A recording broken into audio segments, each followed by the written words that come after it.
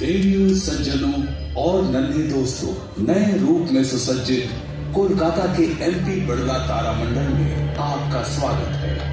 सभ्यता के प्रारंभ से ही मानव मस्तिष्क रात के आकाश को देख अचंभित रहा। सदियों तक नक्षत्रों का निरीक्षण करने के बाद पूर्वजों ने बनाई कुछ विशाल इमारतें जो कैलेंडर और वेधशालाओं के काम आई।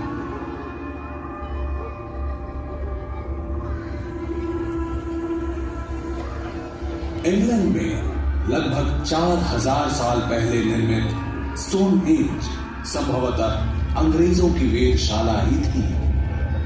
प्राचीन माया सभ्यता द्वारा लगभग 1000 ईस्वी में निर्मित इस पिरामिड से नक्षत्रों और समय की गति का अध्ययन होता था।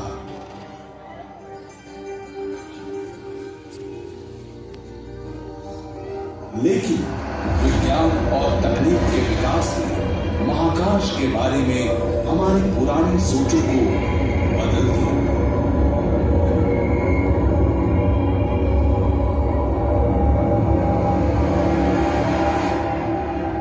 चलिए आज के समय की शुरुआत हम कोलकाता के क्षितिज पर हो रहे सूर्यास्त से करते हैं।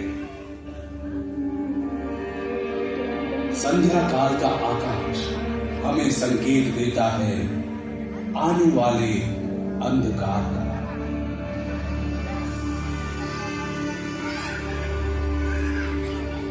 गुम होते उजाले में टिमटिमाते बिंदु उभरते हैं।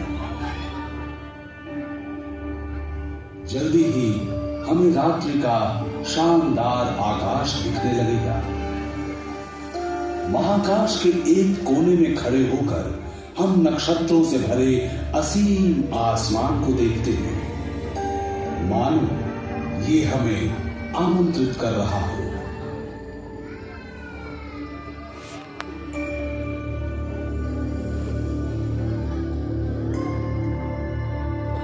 अगर हम गौर से देखें तो पाएंगे कि कुछ तारे जरा बड़े हैं और दूसरों की तरह टिमटिमाते भी नहीं हैं। सदियों पहले हमारे पूर्वजों ने देखा कि ये तारे एक वक्राकार पथ में आगे बढ़ते रहते हैं। हर रात, महीने दर महीने, प्राचीन ग्रीक पर्यवेक्षकों की नजर में ये थे घूमने वाले गतिशील ग्रह।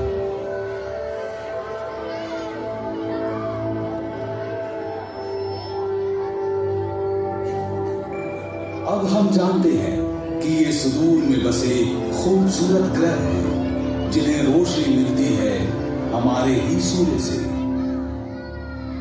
जैसे जैसे समय गुजरता है पूरा आसमान पूर्व से पश्चिम की ओर बढ़ता है, लेकिन ये आसमान नहीं घूमता, बल्कि हमारी धरती पश्चिम से पूर्व की दिशा में परिभ्रमण करती है। तारों से सज्जित शामियाने में सिर्फ एक नक्षत्र स्थिर है, ध्रुव तारा यानी पोल स्टार। कोलकाता में ये उत्तरी आसमान में 22 डिग्री की ऊंचाई पर दिखता है। रात के आकाश में इधर उधर बिखरे तारों में हमारे पूर्वजों ने महाकाश की संरचना को समझने की कोशिश की। उन्होंने देखा कि एक दूसरे की तुलना में ये तारे पूरे साल लगभग एक ही दूरी पर रहते हैं। आसमान में एक दिशा सूचक सा बनाने के लिए उन्होंने नजदीक स्थित तारों के समूह को लेकर 88 संरचनाएं बनाई और उन्हें काल्पनिक रेखाओं से जोड़ा।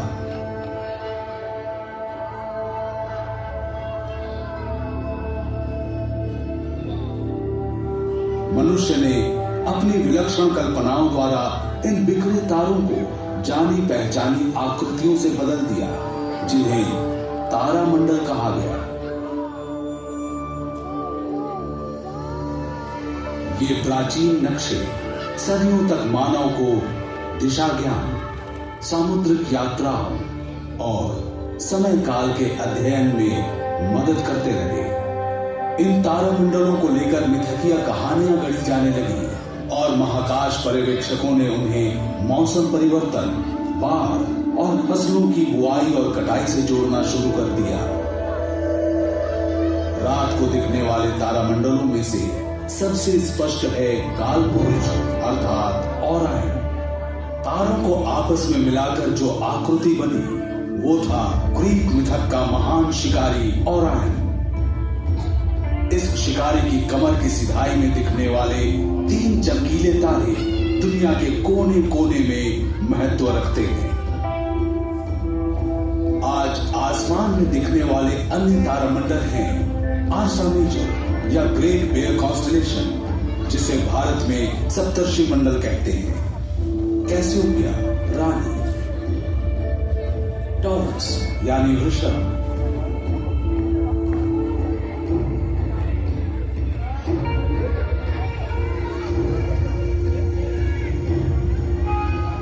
सिग्नस यानी हंस। तकनीकी विकास के साथ मनुष्य की नजर अब तारों से भी आगे है। महाकाश के अंधेरे भरे असीम और सुदूर इलाकों तक, जहां आंखें नहीं देख सकती, हमारी आंखों के सामने खुला पड़ा है पूरा ब्रह्मांड। अपनी विभिन्न चीजों और अद्भुत अकल्पनीय घटनाओं से भरा हुआ ब्रह्मांड। इस ज्ञान के साथ मनुष्यों ने महाकाशीय घटनाओं के जन्म, इनकी अग्रगति और ब्रह्मांडीय पिंडों के विकास को समझने का और रात्रि आसमान में इनके रंग और अजीब मौजूदगी को पहचानने का प्रयत्न किया है।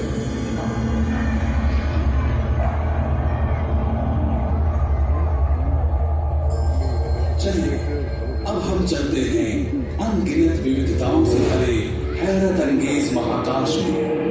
देखते हैं असंख्य रंगों से भरपूर दृश्य, जो वास्तव में पूरे महाकाश का एक छोटा सा हिस्सा है। जीवन की संभावनाओं से भरे हमारे ब्रह्मांड की कहानी, द कॉस्मिक कॉलिजन।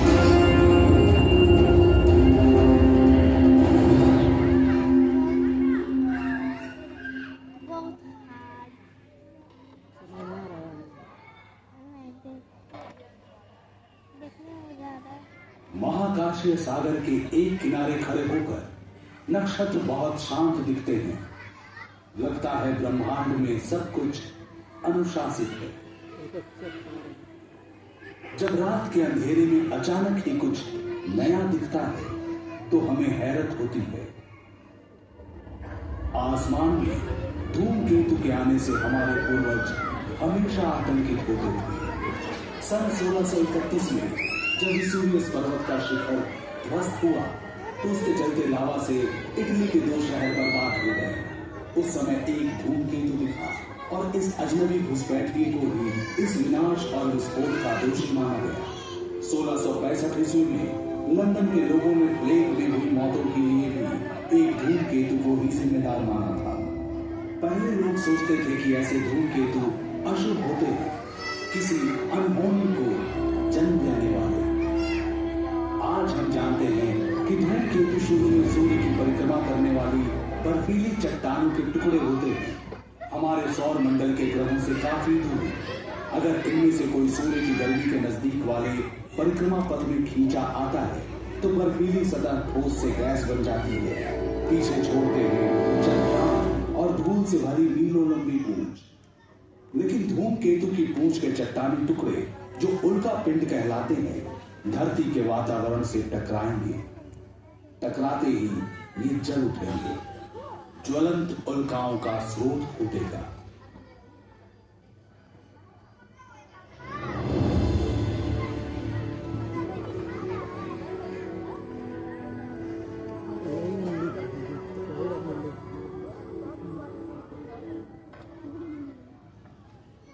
आजकल कभी कभी लगता है कि धरती पर स्थितियां बहुत ज्यादा और बहुत जल्द बदल रही हैं। बात सिर्फ धरती की नहीं, ब्रह्मांड में परिवर्तन ही शाश्वत है। नक्षत्र, ग्रह, अन्य निहारिकाएं भी हमेशा गतिशील हैं, हमेशा ही गुरुत्वाकर्षण के चिरस्थायी बल से बंधी हुई हैं। कभी कभी ये आपस में टकरा जाते हैं। ये खतरे की घंटी हो सकता है, लेकिन टक्कर दरअसल फायदेमंद हो सकती है और खूबसूरत भी। चलिए मेरे संग एक सफर पर धरती के करीब और हमारी गैलेक्सी से बहुत दूर देखिए कि कैसे महाकाश के टक्करों ने हमारा अतीत रचा, वर्तमान प्रभावित किया और भविष्य को गढ़ेंगे। हमारे चंद्रमा के जन्म को लेकर कितने सारे सिद्धांत हैं। हाल में वैज्ञानिकों ने एक और सिद्धांत प्रतिपादित किया।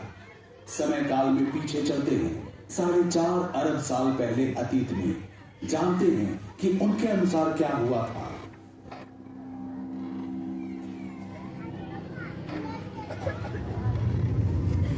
हम जिस पृथ्वी को देख रहे हैं वो युवा है, अभी भी गठन की प्रक्रिया में है, जहां जीवन अभी तक नहीं पनपा। शुरुआती समय में हमारे सौर मंडल में ग्रहों जैसे विशाल चट्टानी टुकड़े झुंड में घूमा करते थे।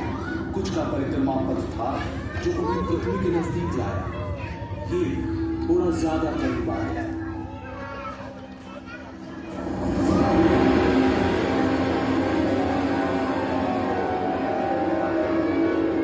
इस टक्कर से पृथ्वी लगभग नष्ट हो गई। अंतरिक्ष में फैला पिघला हुआ लावा, ज्यादातर लावा वापस विध्वस्त ग्रह पर गिरा।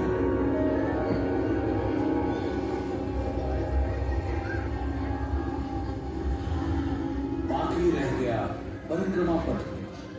गुरुत्वाकर्षण के कारण बाहरी महाकाश में नहीं जा पाया।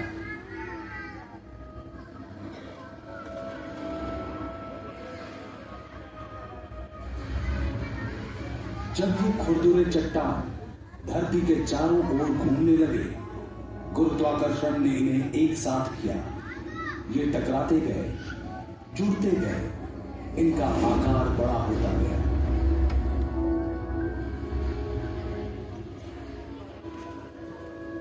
कुछ ही सप्ताहों में ये टुकड़े जुड़कर विशाल और विशाल हो गए।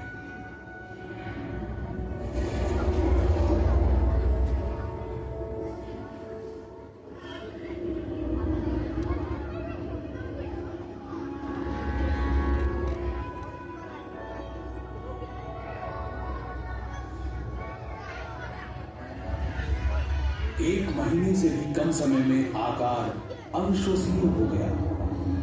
चांद का जन्म हुआ। बिल्कुल सही, सिर्फ 1 महीने में बना था हमारा चांद। ये है आज का चंद्रमा। सोचकर अचरज होता है कि एक भयानक टक्कर के कारण आज रात का आसमान चांदनी बिखेरता है। लेकिन ये सच है। कारण हजारों थे, अलग अलग, लेकिन इन टक्करों से ही धरती पर जीवन पनप सका। आघात ने धरती की धूलि को झुका दिया, जिससे ऋतु परिवर्तन हुए। चंद्रमा के गुरुत्वाकर्षण के कारण ज्वार भाटा बना। तब से लेकर आज तक हमारे सौर मंडल में ठहराव आया है। अब दूसरे ग्रह से पृथ्वी के टकराने का डर नहीं है, लेकिन दूसरे टक्कर हमें रोज प्रभावित करते हैं। कुछ खास टक्करों में शामिल है हमारा सूर्य भी। फिक्र न करें, इतनी जल्दी धरती जाकर सूरज से टकराने वाली नहीं है। हमारा परिक्रमा पथ नियंत्रित है और अरबों सालों तक ऐसा ही रहना चाहिए। लेकिन धरती पर हर जीवन निर्भर है सूर्य में होने वाले टक्करों पर।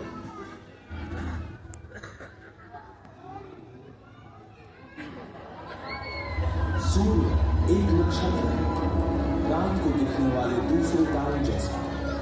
बहुत पास है, इसलिए अलग दिखता है। एक बड़ा चमकीला सुनहरा पिंड, लेकिन सूर्य में कुछ भी सुहाना नहीं है। ये जो गहरे निशान देख रहे हैं सौर धब्बे हैं। प्रत्येक धब्बे का आकार पृथ्वी जितना।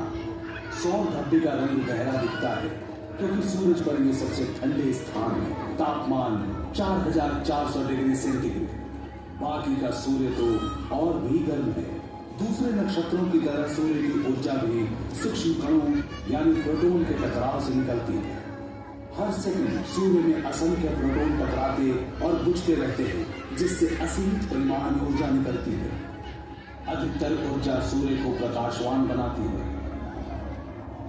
इनमें से कुछ के कारण सूर्य की सतह पर चार्ज कणों की निरंतर धारा बहती है, जिसे सौर पवन कहते हैं और जो करोड़ों मील प्रति घंटे की रफ्तार से सौर मंडल में निकलती है,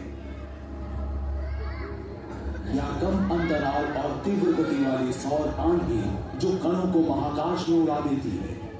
अभी हम नासा के उपग्रह द्वारा खींची गई सौर आंधी की सच्ची तस्वीरें देख रहे हैं।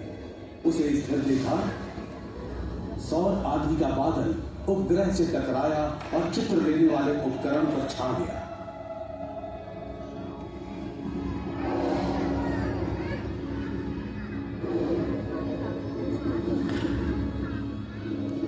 सौर पवन का झोंका हर दिन हर पल सौर मंडल के ग्रहों के पार जाता है। ये इतना शक्तिशाली है कि इसका संपर्क मात्र ही हमारे वातावरण की ऊपरी सतह को उड़ा ले जाए, अधिकांश पानी सोखे और धरती पर जीवन का विकास परिवर्तित हो जाए।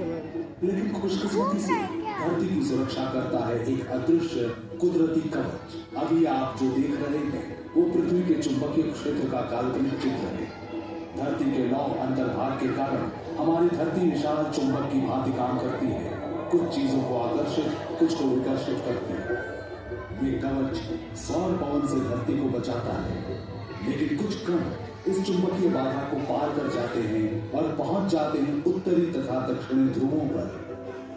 परिणाम देखने लायक होता है, शानदार जगमगाते रंगीन पर्दे, इसे कहते हैं ध्रुवीय ज्योति।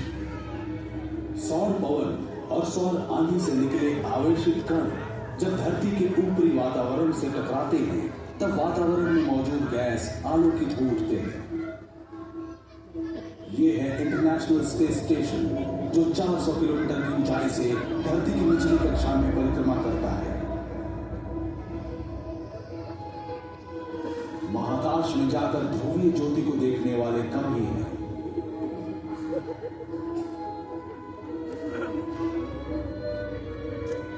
जिस टक्कर के कारण ये ज्योति निकलती है वो धरती की सतह से 100 से 480 किलोमीटर के बीच होती है,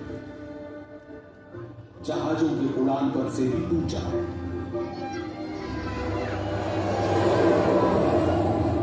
और होता है हमारी धरती का सबसे अनोखा प्रकाश उत्सव।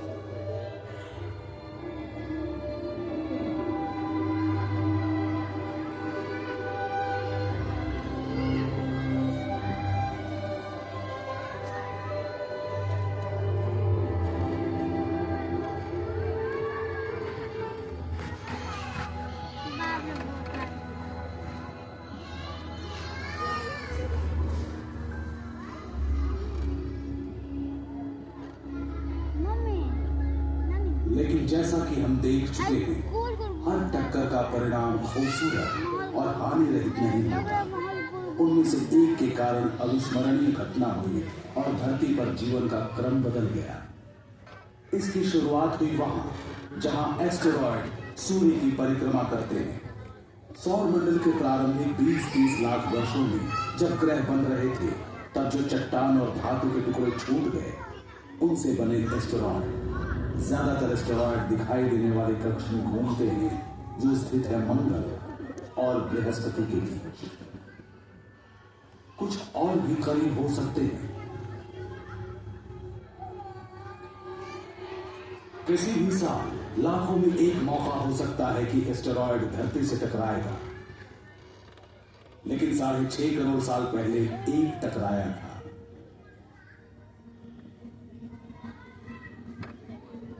यह लगभग 12 किलोमीटर चौड़ा था, 65,000 किलोमीटर प्रति घंटे की रफ्तार से बढ़ रहा था सीधा पृथ्वी की ओर।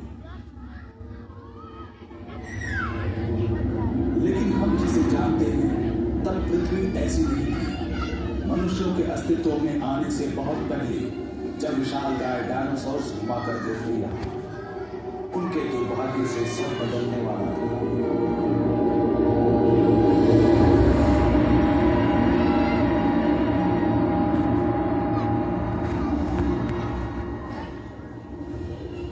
जहां मेक्सिको है, ये एस्टेरॉयड वहां टकराया, आग का गोला फूटा, जहां तक नजर जा सकती सब कुछ जलकर राख हो गया। धरती और चट्टानों के टुकड़े भाप बनकर अंतरिक्ष में उड़ गए। जब इन धातुओं की वापस बारिश हुई, वातावरण गर्म हो गया। प्रज्वलित मलबा धरती से आकर टकराता रहा बार बार।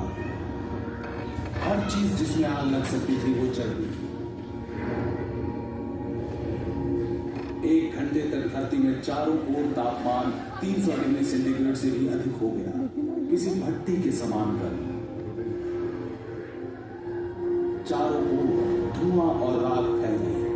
6 महीने तक इतना अंधेरा कि अधिकतर पौधे न उग सके।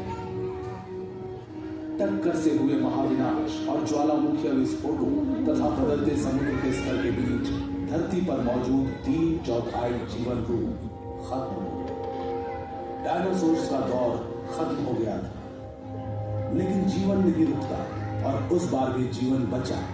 कुछ डायनासोर्स बच गए, क्रमिक विकास होकर बन गए आज के पक्षी। कुछ स्तनपायी भी बचे, इनका भी नया उद्भव हुआ। सच तो ये है कि वो टक्कर ना होती तो हमारा वर्तमान भी ऐसा ना होता।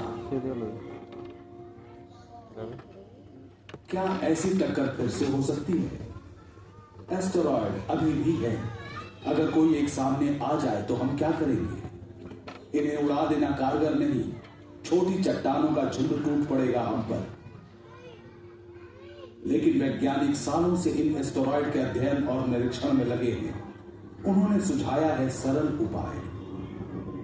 गुरुत्वाकर्षण बल का प्रयोग कर हम उनका रास्ता बदल सकते हैं। ये कुछ इस प्रकार काम करेगा। अगर आप एक स्पेसक्राफ्ट को एस्टेरॉयड के पास से उड़ाएं, तो स्पेसक्राफ्ट का लघु गुरुत्वाकर्षण भी एस्टेरॉयड को थोड़ा ही सही खींचकर उसके गति पथ को बदल सकता है। सालों लग सकते हैं, लेकिन धीरे धीरे एस्टेरॉयड दूसरे गति पथ में चला जाएगा और क्रमशः पृथ्वी से सैकड़ों मील दूर चला जाएगा।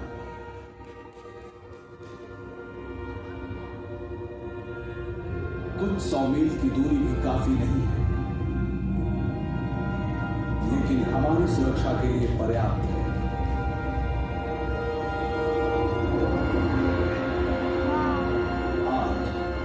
सिर्फ एक सोच है, लेकिन सही लगती है। वैज्ञानिक कहते हैं हमारे लिए यही सर्वश्रेष्ठ उपाय है।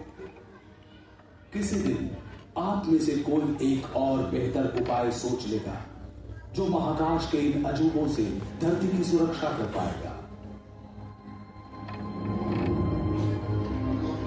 हम जानते हैं कि एक टक्कर से चंद्रमा का जन्म हुआ और वो टक्कर आज हर रोज सूर्य को ईंधन देता है। हमने देखा टक्कर ने डायनासोर्स को खत्म कर दिया।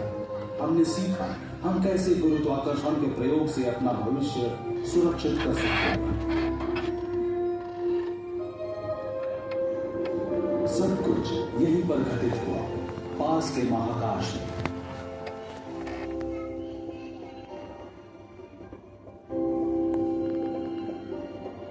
लेकिन बाकी ब्रह्मांड का क्या और भविष्य का क्या?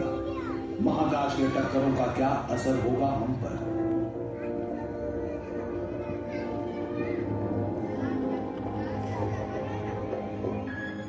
हम आकाश गंगा से आगे बढ़ते हैं, जो हमारे सौर मंडल का घर है।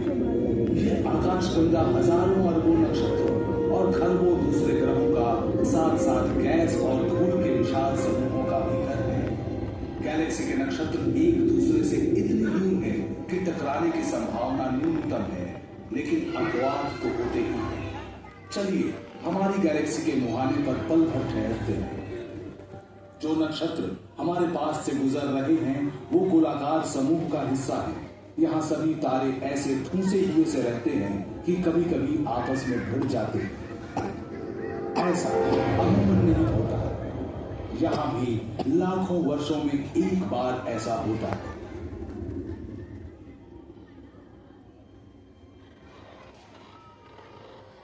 चलिए हम आकाश गंगा से निकलते हैं और जल्दी से पूर्वालोकन करते हैं कि हमारी गैलेक्सी, हमारे ब्रह्मांड के भविष्य में क्या है।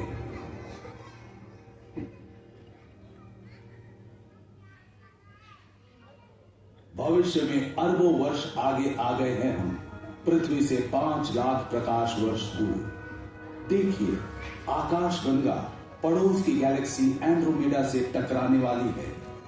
हमने इस दृश्य की गति बढ़ा दी है। आप हर सेकंड में प्रकाश वर्ष की गति से बढ़ रहे हैं। ब्रह्मांड की बाकी चीजों की तरह गैलेक्सी भी भ्रमणशील है। हालांकि एक दूसरे से काफी दूर है, पर गुरुत्वाकर्षण इन्हें बांधे रखता है। ये दो विशाल गैलेक्सियां एक दूसरे के इर्द गिर्द घूमकर महाकाश में नृत्य प्रस्तुत करेंगी। नजरें मिलाकर कभी पास आएंगी, कभी दूर जाएंगी। इन गैलेक्सियों में नक्षत्र और ग्रह दरअसल टकराते नहीं हैं। ये बहुत दूर होते हैं। वैज्ञानिक मानते हैं कि ये पास आकर गुजर जाएंगे। आपस में टकराएंगे गैस और धूल, जिनसे दोनों गैलेक्सी भर जाएंगी।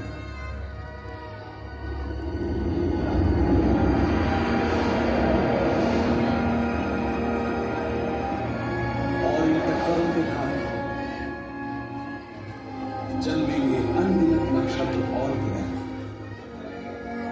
होगा ये कि आज से अरबों वर्ष बाद आकाशगंगा और एंड्रोमेडा मिलकर नई विशाल गैलेक्सी बन जाएंगी।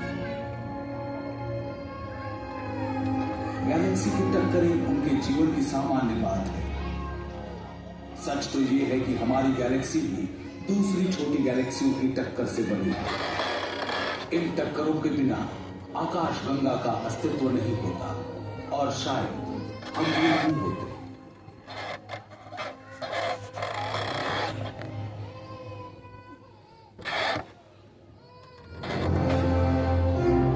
महाकाश की अचरज भरी चकाचौंध वाली टक्करों ने उन चीजों को बनाया जो हमें यूं ही मिल गई। चमकता चांद, सूर्य की गर्मी और प्रकाश, बदलती लहरें, किनारों को छूकर भागती सागर की लहरें।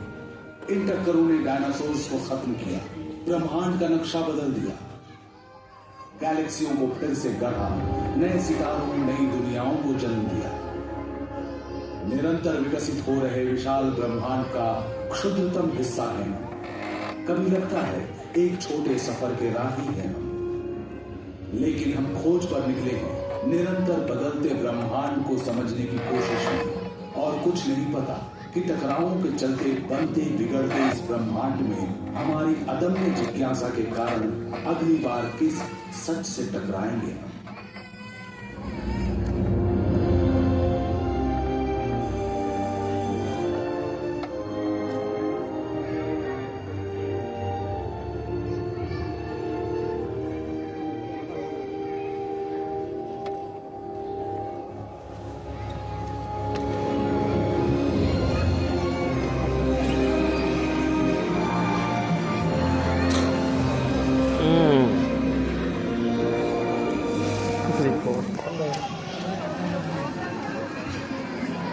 पाँच मिनट बैठ जा, 5 मिनट बैठ जा।